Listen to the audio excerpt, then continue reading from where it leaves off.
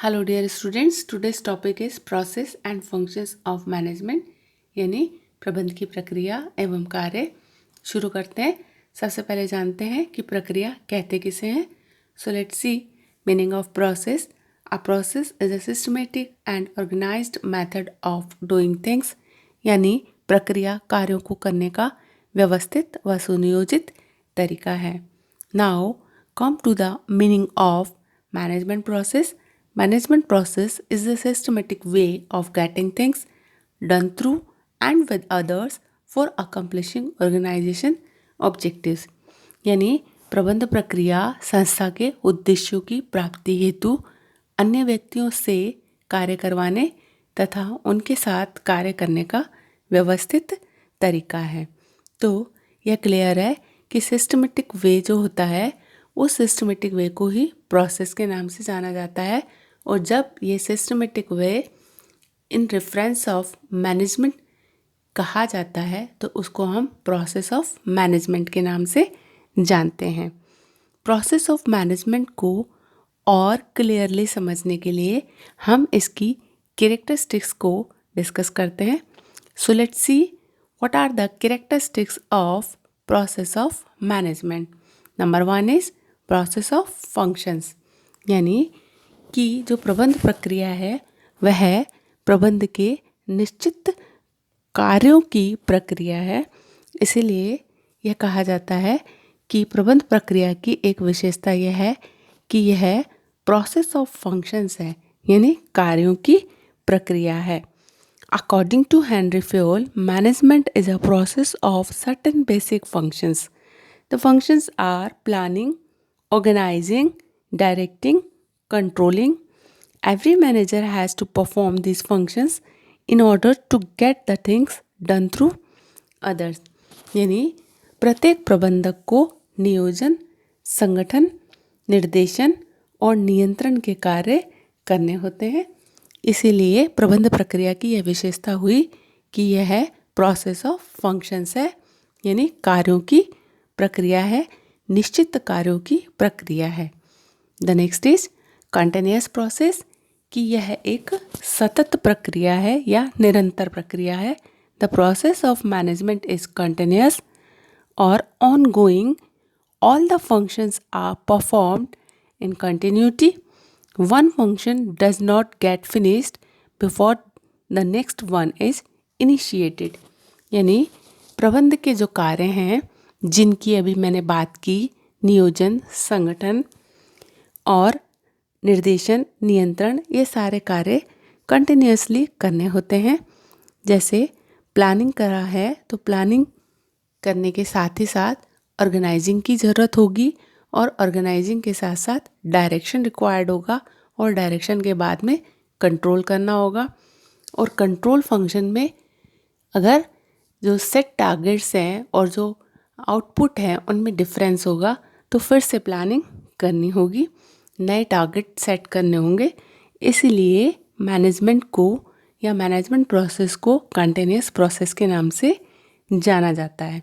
The next is no sequential performance, यानी यह जो प्रक्रिया है इसमें जो कार्य होते हैं उन कार्यों को करना अनिवार्य है, कंपलसरी है कि ये सब फंक्शंस होंगे, लेकिन उनका एक सर्टेन ऑर्डर हो ही ऐसा ज़रूरी नहीं है। दो management process consist of various functions but all the functions need not to be performed in a particular sequence. Every function can be performed in any order or sequence. These can be back and forth movement among the functions of the process. Next is integrated process. Integrated means एकीकृत प्रक्रिया, यानी यह वह कार्य है जो कि समन्वित है और एक दूसरे से जुड़े हुए कार्यों की श्रृंखला यह होती है, इसलिए इसको इंटीग्रेटेड या एकीकृत प्रक्रिया के नाम से जानते हैं। Management process can not be performed independently, therefore all the functions of management can be classified and studied independently, but practically they are highly inseparable from each other. No single function can be performed without involving the others. Performance of each functions mutually affects the performance of all others.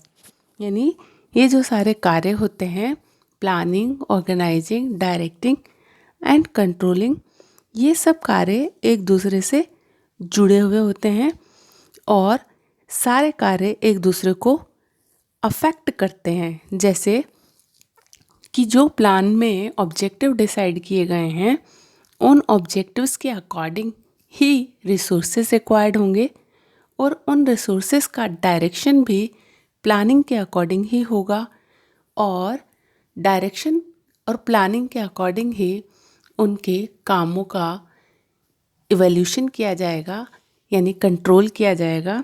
तो इसलिए ये कहा जाता है कि जो management process होता है वह इंटीग्रेटेड होता है, एक दूसरे से जुड़ा हुआ और गुथा हुआ और कोऑर्डिनेटेड होता है, इसीलिए इसको इंटीग्रेटेड प्रोसेस कहा जाता है। The next is interactive process, यानी कि पुनरावृत्ति मूलक प्रक्रिया, या यह कहेंगे कि यह ओवरलैपिंग प्रोसेस होता है, ओवरलैप्ड प्रोसेस होता है, परस्पर व्यापी होता है। यानी इसके जो काम है वह एक दूसरे में सम्मिलित होते हैं। प्रबंध का कोई भी काम किया जाए तो उस काम को करने के लिए प्रबंध की सारी प्रक्रिया को अपनाना होता है। The process of management is interactive in nature. It means that all the functions of the process are contained with each other. Planning, organizing, directing and controlling functions are performed in every function of the process. For instance, while planning for new plant, a manager will have to plan the plant plan, organize the human resource in the planning process, direct them, and finally control the planning process. Similarly, in performing any other function, a manager is required to perform all other functions. Thus, all the four functions are sub-functions of each other function in the process of management. So, process of management is iterative, यानी प्रबंध के सारे कार्य परस्पर व्यापी होते हैं, overlapped होते हैं, एक दूसरे में सम्मिलित होते हैं। जैसा कि अभी एग्जाम्पल में मैंने कहा कि अगर एक कारखाने की प्लानिंग करनी है तो उस कारखाने की प्लानिंग करते समय संगठन की भी ज़रूरत होगी, ह्यूमन रिसोर्सेस को की व्यवस्था करनी होगी, उनका डायरेक्शन करना होगा और उनका कंट्रोल करना होगा। तो इस तरीके से जब प्लानिंग शुरू की तो बाकी के काम भी करने ही हुए। Similarly, in performing any other function, a manager is required to perform all other functions. तो अगर मैनेजमेंट का इसके अलावा कोई फंक्शन किया जाता है तब भी बाकी के सारे कार्यों की ज़रूरत होती है। इसलिए प्रबंध की प्रक्रिया को परस्पर व्यापी या पुनरावृत्ति मूलक या इंटरैक्टिव प्रोसेस कहा जाता है।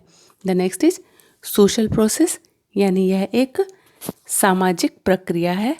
The process of management is largely a social one because the art of management is exercised through and with the people and by and for the people of society. In this process, every manager has to establish interpersonal relations with the people in the outside the organization. He has to understand their behavior and manage the things accordingly. यानी कि प्रबंध की प्रक्रिया एक सामाजिक प्रक्रिया है क्योंकि यह व्यक्तियों के द्वारा और व्यक्तियों के लिए की जाती है। इसलिए प्रबंधकों को व्यक्तियों के साथ में अंतर्व्यवहार करना होता है और उनके व्यवहार को समझते हुए ही उनसे कार्य लेना होता है। So it is sad that in this process every manager has to establish interpersonal relations with the people in and outside the organization.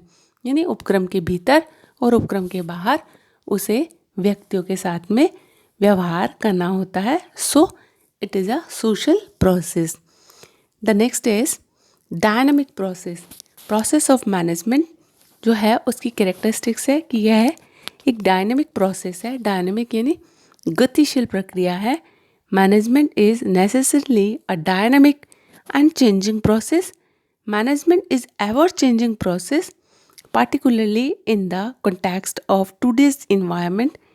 To ensure survival and success of organization, managers have to use new approaches and ideas.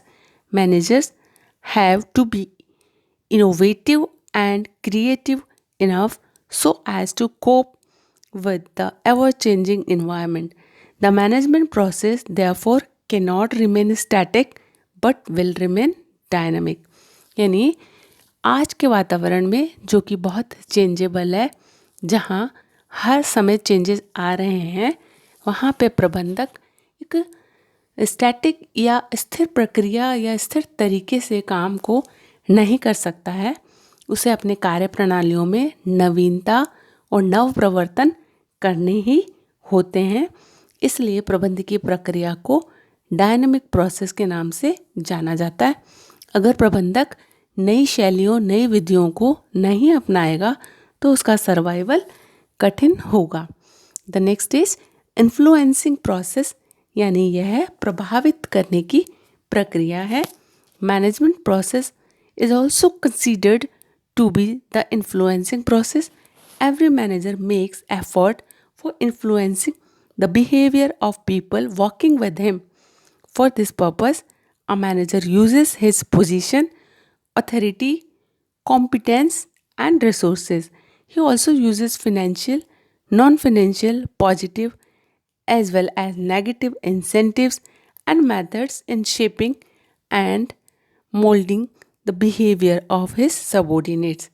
यानी कि जो प्रबंधकीय प्रक्रिया है वह व्यक्तियों को प्रभावित करने की प्रक्रिया है, और प्रभावित करने के लिए प्रबंधक अपनी पद का और अपने अधिकारों का और अपनी पोजीशन का उपयोग करता है, अपनी क्षमताओं का उपयोग करता है. इसके अलावा वह एम्प्लॉयज़ को मोटिवेट करके भी उनको प्रभावित करता है, और मोटिवेशन के लिए फिनेंशियल, नॉन फाइनेंशियल, पॉजिटिव्स और नेगेटिव मेथड्स को अप्लाई किया जा सकता है. तो इस तरीके से कोई भी मेथड अडॉप्ट किया जाए, चाहे वह अथॉरिटी हो, कॉम्पिटेंस हो, या पोजीशन हो, या इंसेंटिव्स हो जो कि पॉजिटिव हैं या फिनेंशियल हैं या नेगेटिव हैं या नॉन फाइनेंशियल हैं, व्हाटएवर जो भी मेथड होंगे, उनका उद्देश्य एम्प्लॉय के बिहेवियर को अफेक्ट करना और ऑर्गेनाइजेशंस के टारगेट या ऑब्जेक्टिव्स के डायरेक्शन में मोल्ड करना होता है. इसीलिए इसको इन्फ्लुएंसिंग प्रोसेस के नाम से जाना जाता है. The next is result oriented process. कि प्रोसेस ऑफ मैनेजमेंट जो होता है वह परिणामोन्मुखी होता है. इसका उद्देश्य परिणाम प्राप्त करना होता है. Management process is a result oriented process. It consist of determination of objectives and developing ways and means for achieving the desired result. कि यह जो प्रक्रिया होती है यह निश्चित उद्देश्यों को प्राप्त करने के लिए की जाती है, क्योंकि इसमें उद्देश्यों का निर्धारण किया जाता है और यह तय किया जाता है कि इन उद्देश्यों को किन तरीकों से प्राप्त किया जाएगा. इसलिए इसको रिजल्ट ओरिएंटेड प्रोसेस कहते हैं. अगला है यूनिवर्सल प्रोसेस, यानी सार्वभौमिक प्रक्रिया.